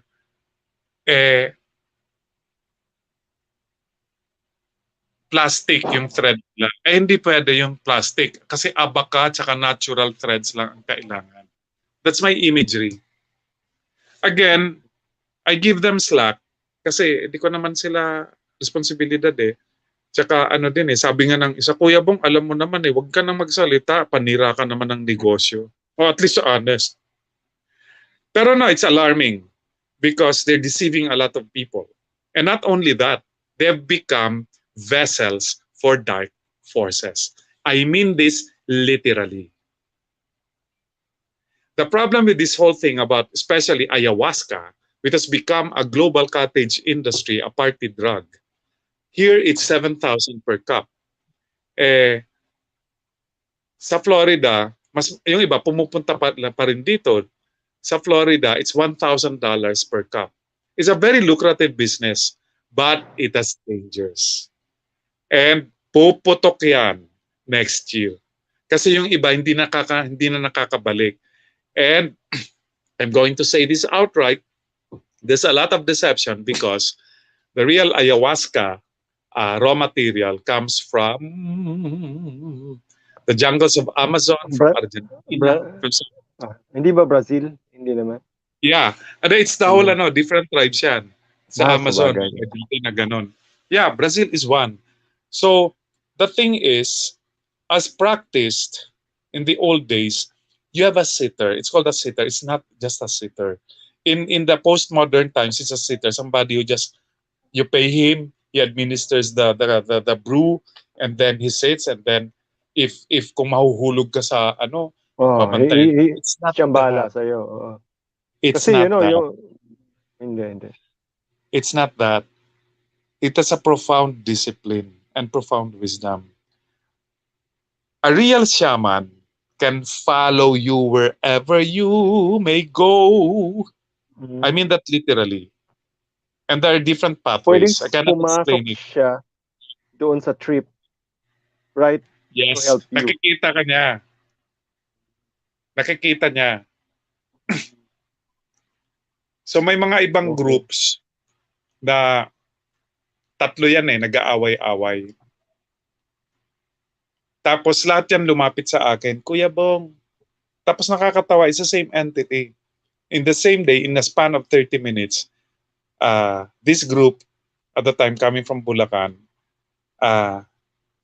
communicated to me and siniraan agad yung mga taga Lipa, Batangas. Sabi, Kuya Bong, wag kang magtitiwala dyan. Ano yan? Mga mukhang pera yan. Tapos mga demonyo ang china-channel nila. Talaga, tahimik lang ako, natatawa ako. In less than 30 minutes, yung pinag-uusapan, yung taga Lipa, tumawag din sa akin, nag-PM din, saying almost exactly the same words. Sabi ko, it's the same entity. So, the first time I heard about it, when it was brought over more than 10 years ago, the way it was brought here, sabi ko, this is going to be shitty. Because, again, I will go back to intent. The intention, malabo. Yeah. Okay. Ganun lang. So, Pero traditionally, Bong, doon sa pinagmulan niyang kultura, what can you say? Is it beneficial? Kasi it comes from a Yeah, particular culture, di ba? look, Di ba? it's like Doon this. nga mga bata pa sinasalang na sa sa Pero, brew na yan. Pero ang pinaka-matrix mo doon, this is an ancient practice. It has a very specific cultural and spiritual context. And having said that, how else would spirit manifest except through culture? Yeah. So the moment you take it out of its locus, you take it out of its context. And then you can go all the different permutations pag may nagdala dito, ganito, ganun. Pagdating dito niyan, if you believe in spirits, magta-transform yan. Tsaka magagalit yun dito. I mean, this is not common knowledge. This is esoteric knowledge na. I did not read this from books. It's a memory. I dream about it. So, if I'm assuming that I'm a genuine shaman and I can summon spirits, especially local spirits and nature spirits, and then I go to another place, say to America or even to like Indonesia, a genuine shaman with integrity will not tell people that I bring spirits from my homeland because he doesn't bring that way. In the same manner that he or she, a shaman, will not have the temerity to go to another space, another culture, and summon the spirits there. Because simple. Cultural yan, Jason. Hindi niya alam yung language. So paano niya kakausapin mga espiritu doon? Hindi niya naman alam yung language ng foreign na lugar. It's as basic as that. Kalokohan yung sabing universal, utot. Yeah. It's very specific. Yung universal na yan, marketing shit yan ng New Age. I'm sorry. But thank you. You have started the opening salvo. This is what I'm going to talk about for most of 2023 because the shit is about to hit the ceiling. Yeah, we Ano can yan? I'm talking have about episodes. insanity. I'm talking about suicides. I'm not Okay, joking. okay. And if it doesn't happen, mas matutuwa ako. Kasi baka overreading lang ako. Yeah, something that could really elicit a lot of response and a lot of reactions from the public. I think also. I'm So ready. yan, I'm yeah, ready. we'll have more Okay. of that. Okay, I'll bring it to our local culture. The last time na nandyan ako, ano to, yung time ng campaign. Sa Nabwa, Buhi, it's very interesting. It's like the Cordillera. Sa young people, uso pa pala ang nganga. Mhm. Nga nga. Oo. Tapos I met somebody sa Isarog, sa waterfalls, nag-offer ng nganga. Tapos I forgot his name, pero sa ano pala siya, sa may pwesto siya sa supermarket at ng tao. Tapos, ano, nung nasa Isarog kami sa waterfalls, nag-ano ako, it was a very simple but deep for me experience for me yung the sense of communing with somebody tapos grabe ang sense ng bonding and then I saw the same guy sa isang bar ibang-iba yung persona niya sabi kung siya nakikilala sabi in other words ano siya may sensitivity siya sabi ko hindi kita nakilala syempre iba naman ang pagkatao ko pag nasa bundok ako dito iba Mhm. syempre yun. No, I mentioned May the nganga. duality na rin eh. Oo. May nakikita akong ano din, yung neo-rituals for want of a better term.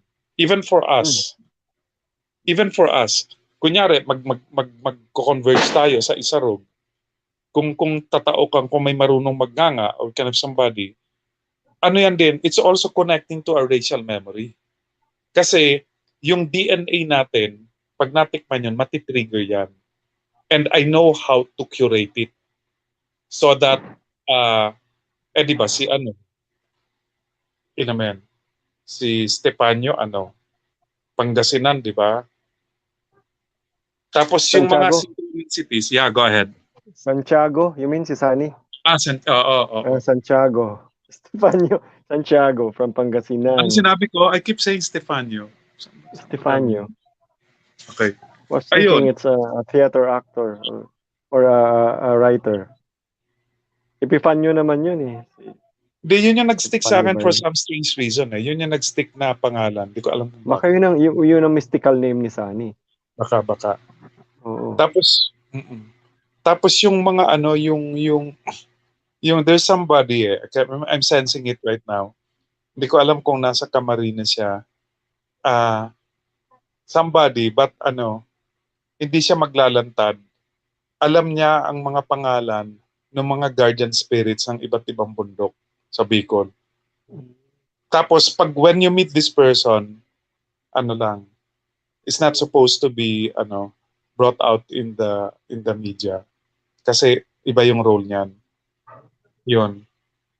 Tapos interconnected yan. Kasi Isarog is special. There is some energy there. A very very Yan simple ang natin eh. Yan ang banahaw. mismo. Yan ang banahaw ng Kamsur or ng Southern Luzon. Anyway, Bong, I think it's time to wrap up our session. We had a wonderful 2 hour, Wow, 2 hours. Session. 2 hours na eh. So, Okay. anything more like a parting shot coming from you, Gusto kong I would like to end with a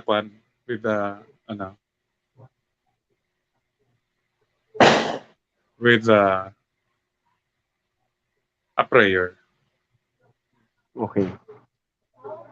Pigalat kong magabot itong Bicol spirit pero garumayo pa. Pero ayun. Panahon na, panahon na.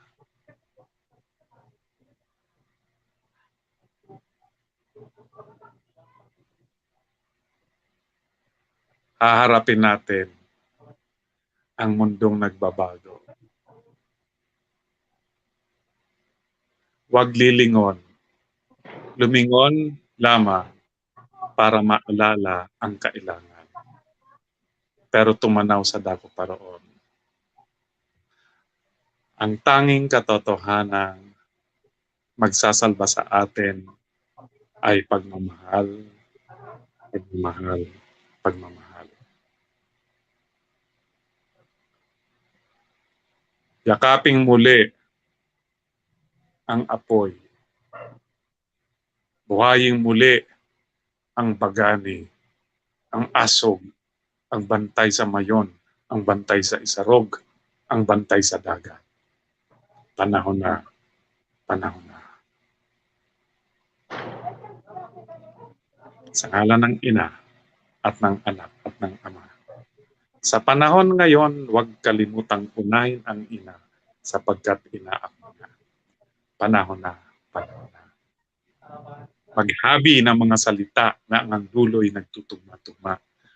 Mawit sumayaw, ipadyak ang paa, pipilantik ang mga daliri, kikendeng, gigewang ang bewang. Maraming salamat sa pagtugon sa paanyaya.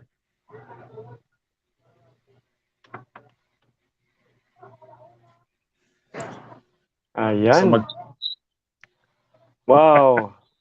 Andyan ang sa... Anong pangalan niya? Adi. Adi. So, hi there, Adi. You have a cameo appearance here at Hagbayon Channel. So, there. Thank you. Ayun, kita. Thank you. I really, you know, a lot of things were said, wonderful things. But a kind of wrapping up, Bong was saying something about water wars, diba? Sa food sector, siguro yan. And that Bicol is blessed because of Mount Isorog. Napag-usapan din natin yung political scene, international, national. It will grow worse muna before it gets better. Napag-usapan din natin ang tungkol sa anong tawag nito? Art scene. A lot of great things happening, di ba? Because of social media and technology. Nagkakaroon ng independence yung mga artists. They can now promote, publish their own books. Pwede na silang mag-promote ng mga sarili nilang performances and concerts sa mga platforms na gaya ng YouTube, etc. Pero may danger din sa technology, yung AI. It's quite scary really. At sa esoteric community, sa New Age, di ba? Yung maganda mga nangyayari at saka yung mga dangers din dala ng mga substances na kahit pa sabihin nating natural, organic. Meron pa rin ganun. So, alright, thank you so much, Neo Shaman, our resident Neo Shaman, our resident Bailan, modern day Baliana, Bicolano, theater artist, actor, cultural worker, Bong de la Torre. We will see him again sa mga future episode natin. Kailangan nating magpahinga kasi malamig ang gabi. Thank you so much, Bong. Thank you. I think we have, to our viewers, thanks for watching. Remember, the pen is mightier with the sword. See you next time. Absolutely. Good night. Good night.